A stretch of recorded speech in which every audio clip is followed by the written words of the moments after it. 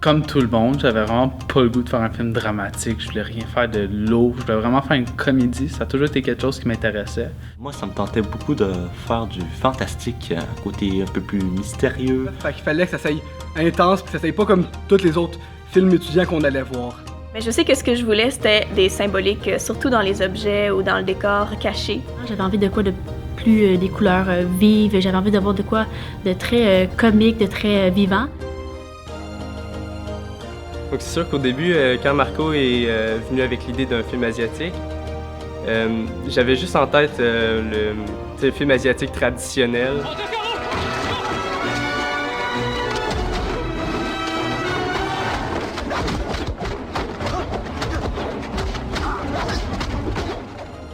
J'imaginais mal l'équipe pouvoir réaliser ce genre de film. Mais au début, je me disais, est-ce que c'est une blague? Je sais que j'ai eu deux réactions. Il y a une partie de moi qui était excité de cet univers-là, que ça me faisait triper, j'avais plein d'idées, plein de références de d'autres films. Il y a une partie de moi aussi qui voyait le travail que ça allait être. Je pense qu'on était tous quand même convaincus parce que ça nous rajoutait un défi. Tout le monde dans la classe abordait des idées, des sujets de qu'est-ce qu'on pourrait intégrer dans le scénario. On a réussi à apporter la bonne touche de douceur, mais de compenser avec des scènes d'action quand même assez chargées.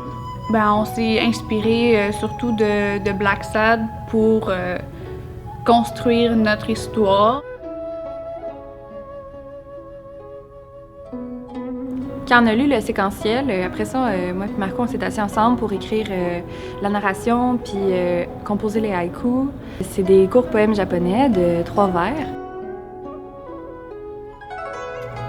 Au départ, c'est ça, quand Marco il nous est comme arrivé avec le scénario, il y a toujours comme la petite idée de mise en scène, là, je pense qu'il aime bien ça de mettre dedans. L'aiguille tourne toujours. 24 heures de plus pour remonter la chaîne alimentaire. Après les rats, les chiens de garde. J'étais quand même surprise de voir le scénario tout terminé, puis j'étais vraiment soulagée que tout le monde aime le résultat. Je me suis dit que là, ça serait vraiment un projet très solide puis qu'on avait entre nos mains quelque chose de fort.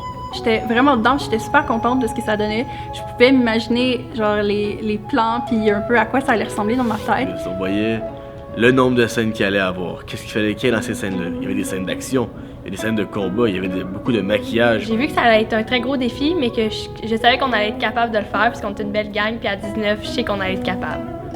Et on avait vraiment hâte de travailler sur ce projet-là. La fin de semaine, avant le tournage, on était le lundi et on n'avait toujours pas trouvé d'acteur. En après-midi, Marco nous a envoyé un message pour dire que Caillou, celle qui jouait la hyène, avait accepté de jouer dans notre film. Donc ça nous a redonné un petit peu une lueur d'espoir. Là, finalement, on a trouvé notre acteur principal. Puis là, j'étais vraiment soulagée de au moins avoir trouvé notre personnage principal qui était asiatique. Par manque de comédiens, on a dû me faire jouer dans le film. Fait que j'ai joué le rôle du supérieur de police dans la première scène où on découvre le cadavre. J'ai aimé ça jouer dans le film, je suis un des légistes pendant la première scène. Je me suis ramassée à jouer un médecin légiste. Ça n'a pas été très dramatique parce qu'on voyait juste mes yeux puis on voyait pas grand-chose. Pour moi, la scène qui a été la plus compliquée, ça a été la chambre d'Akio, parce que premièrement, ça a été la première de tout le tournage. Donc, on arrive, puis là, on se fait dire, finalement, ce sera pas la semaine prochaine que tu vas faire la chambre d'Akio, c'est en fin de semaine.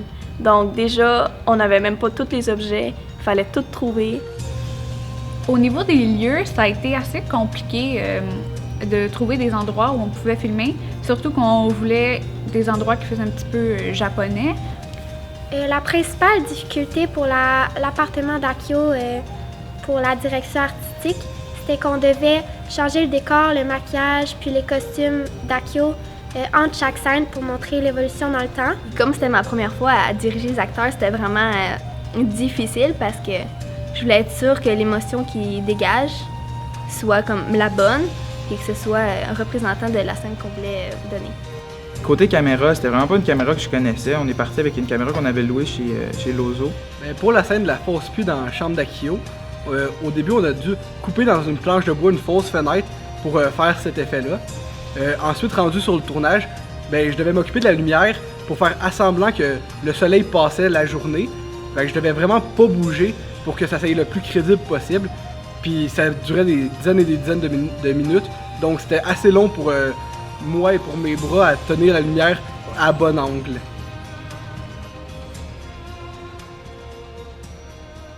Donc en ce moment, on est en train de pratiquer notre chorégraphie d'ombre chinoise pour la scène 23 qu'on va filmer cet après-midi. Ouais. On est à l'auditorium du Cégep.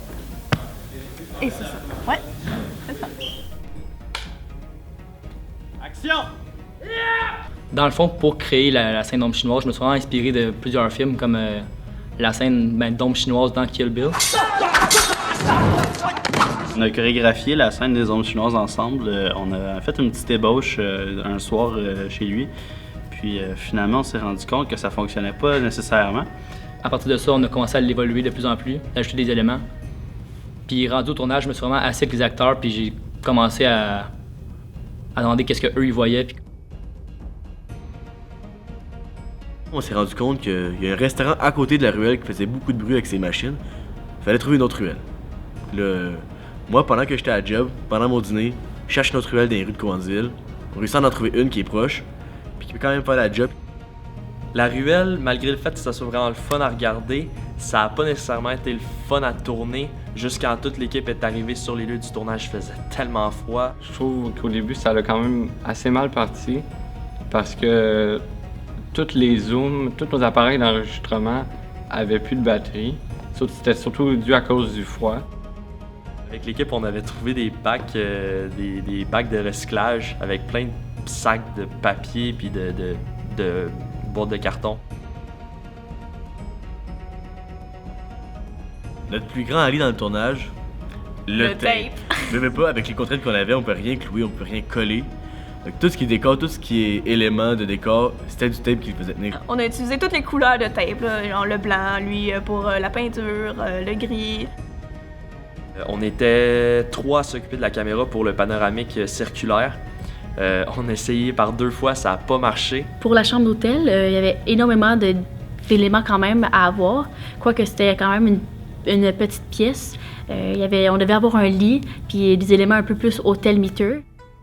Pour la scène du salon thé, c'est Mimi, notre technicienne, qui a eu l'idée de fabriquer nous-mêmes les murs.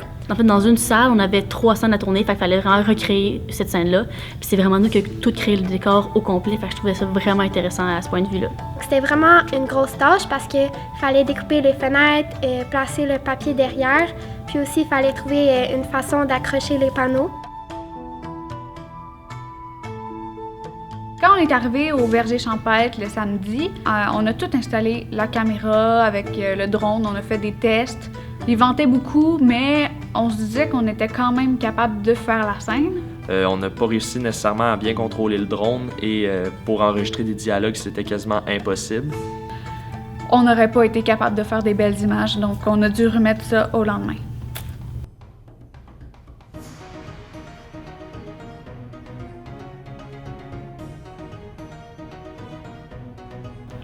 La scène des frères Schizo, ça a quand même été quelque chose d'assez complexe à réaliser. Déjà qu'il fallait recréer l'ambiance au complet de l'appartement, puis qu'on avait un overhead shot. Puis il fallait qu'on sente le bordel, il fallait qu'on sente que c'était l'appartement aussi. C'est vraiment inspiré vraiment d'une scène de Black Sad où on a pris ce univers-là puis on l'a ajouté en mettant une table cassée ou en rentrant un peu dans le dos d'un des comédiens. Mais le plus dur, je pense, c'est des effets spéciaux un peu, ce qui s'est passé. Donc, il fallait trouver une table basse, il fallait la couper pour s'arranger qu'elle lâche au moment où est-ce que l'acteur backstage tombe dessus. Pour que ça tienne, on a fallu faire contrepoids parce que la table n'est pas tout seule. On a mis une dalle de céramique. Le plan qu'on voulait vraiment faire, c'était un overhead shot dans le fond. C'est moi qui l'ai fait pendant le tournage et ça n'a pas nécessairement été un moment très facile, surtout dans la position ce que j'étais. Il fallait que je monte dans une échelle au maximum, que je sois à côté dans le plafond.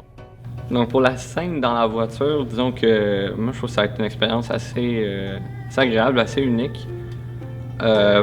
Premièrement, cette journée-là, il faisait vraiment froid. Ils ont décidé qu'ils voulaient faire ça dans la pluie, puis il pleuvait pas cette journée-là. Fait que il a fallu qu'on prenne une hose avec peut-être un bout de hose, là, puis c'est moi qui le tirais. La communication entre nous à l'intérieur de la voiture, puis le reste, dans le fond, de l'équipe à l'extérieur, c'était toujours resté un peu plus un challenge.